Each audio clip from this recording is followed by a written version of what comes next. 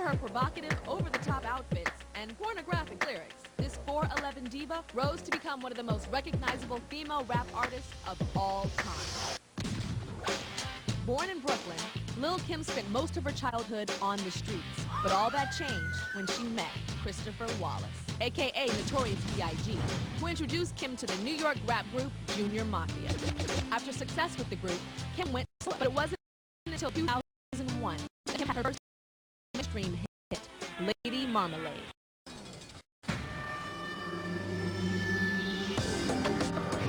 Kim's world came crashing down in 2005. Kim was found guilty of conspiracy and perjury in connection with a 2001 gunfight outside a radio station in New York City. She was fined $50,000 and sentenced to 1 year and 1 day in jail. Kim reported to a federal detention center in Philadelphia on September 19, 2005. Despite all of this, Kim still released her album, The Naked Truth, and on March 9th, BET will premiere the show, Lil Kim, Countdown to Lockdown, which was shot before Kim headed to jail. The show will focus on the emotional and family side of Lil Kim's ordeal. It will be a softer, more vulnerable side of this self-proclaimed Queen Bee. I have a personal message that Lil Kim sent to me from prison that I want to share with everyone. And we're going to do that later on in the show.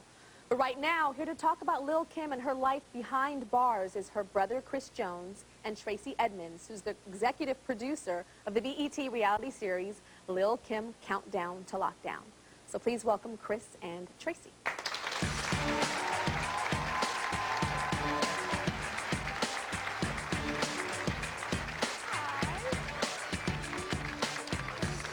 Hi, Chris. You all right? So Chris, you know, I can't imagine what it must be like for you to see your sister go to prison. That must be awful. Oh, yeah, that's my sister, man. Yeah. You know what I'm saying? Like, normally, like in the hood, it's like you used to your brother going to jail. To see my sister going to jail, that's not a good thing. Not at all. Do you think that she was done wrong? Do you think she was sold out? That's obvious. Of course she was sold out. She ain't had nothing to do with that crime. We all know she had nothing to do with the crime, and she's in jail, so. And it's interesting because she was really protecting other people, wasn't she, in terms of the case? She was really protecting them? She was just basically going by the code of the streets, just like, you know, I mean, something goes wrong. You're not really knowing what's going on yet, so you just be quiet until you know what's really going on. Tell me about your first visit to the prison to see your sister. First visit to the prison was like, it didn't really hit me that she was in jail. Like, it felt like I was going to a house to visit her. Like, actually, like, you know, I'm just coming over. But when she came out with the green suit on, I had a little sleeves rolled up, you know what I'm saying? Oh, did she still make her suit cute? She rolled it up. Well, yeah, you know, Kim, got to be fashion even in jail, you know what I'm saying? But, yeah, you know, she came out, I'm like, Dad, my sister got a jail suit on. You know what I'm saying, Tyra? It's crazy. Were you able to talk to her and touch her, or was she behind glass? I was able to touch her. We was able to hug, touch, you know. And how was her demeanor? Like, was she sad, or was, Kim is a strong, it surprises me sometimes. I don't ever let her know, because, you know, I got to play that brother role. Yes. Like, yeah. But she, she's a tough cookie, man. It's like seeing her in there is like a regular day, coming out, like, you know, like she just came from upstairs in her room or something. Really? So. Has she made any friends while she's been there?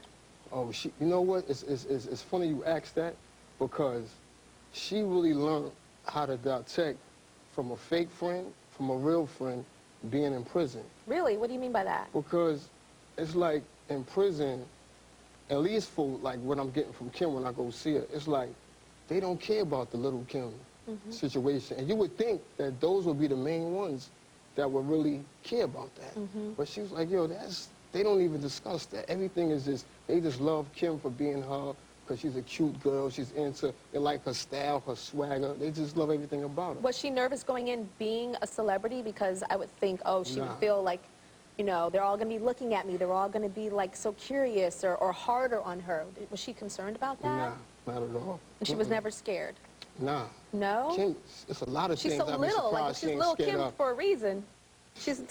I've seen Lil Kim and spent time with her. How tall is your sister? Like 4'10"? She's 4'10", 4'11". 4'10", 4'11". So she's a little thing. Very little. And a lot of things, trust me, a lot of things that she endured before she went in, I knew she wasn't going to have no problem. She wasn't going to be in. scared. And Tracy, you're executive producer of this, and you're a woman that I admire and respect. Oh, doing your thing. Thank you so No, I'm much. serious. I do. I really do. Thank you.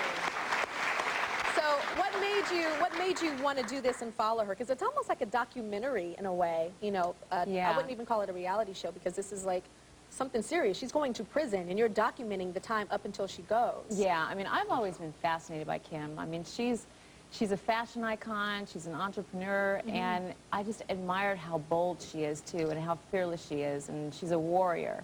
And so I've watched her from afar for quite a long time, and I had been reaching out to her for a year, trying to do some kind of reality show with her. And then when So you already wanted to work with her yeah, before. I just thought she was fascinating. Yes. And then when the trial came up and her sentencing came up, you know, I was like, wow, how fascinating would it be just to spend some time with Kim and to see her emotional journey that she's about to undertake as she's preparing herself to serve hard time. So we followed her around 24/7 for the last couple weeks. And I know that it was really heart-wrenching or really hurtful. I wouldn't even call it hurtful, but it really touched you the day that she actually had to turn herself in and go to prison. Why don't you talk about that? Yeah, that was a really powerful day. I mean, we were at the house with her, you know, as she prepared herself to go away. We spent some time with her mom. You know, there were prayer sessions going on. You know, her attorney was on the phone dealing with the, you know, the detention center. And then we all got, you know, on the bus and followed her to Philly, you know, and we were with her 24/7 and just we were there on the bus as she was preparing herself and as she was getting closer and closer to the detention center. How was she as she was getting closer and closer? She was really brave. You know, there were issues going on because she was late, and so there were warrant issues and all kind of crazy things going on. And so How were you doing on the way? I mean, it was an emotional roller coaster, you know, for everyone because everyone was afraid for her because she was turning herself in, and then you had these warrant issues going on, but Kim was just fearless, you know, and so she just kind of sucked it up, and you know, she was ready to serve her time, and I just sat there and just watched how brave she was and how courageous she was, and it just really moved me. Well, here is an exclusive clip from the show, Countdown to Lockdown. Kim finally faces her reality that the end of freedom is near. In 14 days, I'm going away. I have to turn myself in to the U.S. Marshals. Right now, I'm okay because it feels sort of surreal. Love you, Kim. Go out. You from Brooklyn, mommy? You an icon? We got you locked, ma. It ain't going down like that. What? With this album, and with me being away, my music could be more appreciated, and who I am, and like me as a person, I'll be more appreciated, hopefully. It's amazing to see the support that she had from the people standing out there and cheering for her as she was going on. That had to be to give her some peace, you know, that they're going to be waiting for her when she gets back. Oh yeah, Yeah. definitely. Wait I mean, even when she turned herself in, as she was walking into the detention center, all the inmates were waiting for her. And I remember looking up, and they were all at the windows, and they were banging on the windows, showing their support for her. Oh, wow. It was a chilling moment. Wow. Yeah. Well, we have to take a break, but up next, I have a personal message that Lil Kim sent personally to me from prison, and I'm going to share it with you. We'll be right back. 2005, Lil Kim started her 1 year and 1 day sentence at the Philadelphia Federal Detention Center. Today, Lil Kim's family members and her friends are here to tell us about her final days of freedom and how she's doing now. Chris, I want to talk to you about this because I know that she had to go through a transformation, a physical transformation, to go in jail, like the whole hair thing, because, you know, Lil Kim's known for the weaves and the wigs, and she had to, like, strip all that down. So talk about that. Well, hell no, like her hair, like they had to take, she couldn't have nothing in. Like, So oh, you can't have a she- weave in prison. Nah. Oh, okay. Oh, so No that's hair extensions, no fake nails, nothing. None of that. Right. nothing. It So she had was- to take all of that off. Right, straight here. So what does she look like? I don't think I should Beautiful. answer that. Like your little sister? Yes. Is she your little sister or big sister? Oh, she's 2 years younger than me. Okay, so she just, I'm sure she just looks like a little baby without anything. I mean, you know, Kim's swagger, her style alone is gonna make her look beautiful. But you know, it's just, I know she wished that it would have came out. Her hair could have been better going in. But you know, I mean, it was just her natural hair. I mean, it just was what it was, I guess. I want to ask Tracy, that I know you said that you were going through some hard times and Kim helped you because You were the one crying about your situation, what you're going through, and she was like strong. Yeah, I mean, Kim didn't even quite realize when we were shooting the show, I was preparing myself for a divorce. And I wasn't telling anybody, and I was just kind of internalizing everything, and I knew that once we finished shooting, I was getting ready to go ahead and go public with the divorce, and which was very scary for me. You know, I had been with my husband for 15 years, and so it was an emotional journey for me. And I just watched how strong Kim was. And her strength really gave me strength and really gave me courage, you know. And so we had a very emotional dinner the night before she turned herself in, and I just let her know that, you know, because she really affected me a lot. She really affected you. Well, joining us now are Lil Kim's longtime friend and business manager, Hillary Weston, and her attorney, Mel Sachs.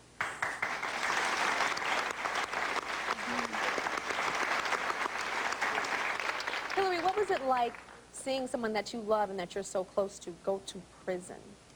It's definitely difficult. Kim and I've known Kim for over 10 years, and it's not just a business relationship, it's also a very close and personal and family-orientated relationship. I call her mother, mom. She calls my parents mom and dad. I consider Chris my brother, and I'm like another sister to Chris. And you know, it's been difficult, and it definitely has been taking the used to. And Hillary, I know you said the worst part was leaving that prison and not being able to take her with you. Yeah, definitely. You know, when I go out to see her, it's about an hour-and-a-half drive that I take, and I to do a lot of thinking and preparing myself for going in the facility, because it's hard to go in there and you got the bars and the other inmates and the officers. And do you have to get checked when you go visit her too? You get checked, you sign in, you give your ID, they give you a locker. You can't go in with anything. You can take in singles and coins to purchase things at the snack machine. And you know, it's difficult. You're in an open room, everybody's sitting right next to each other. There's no privacy at all. So I'm sitting here, you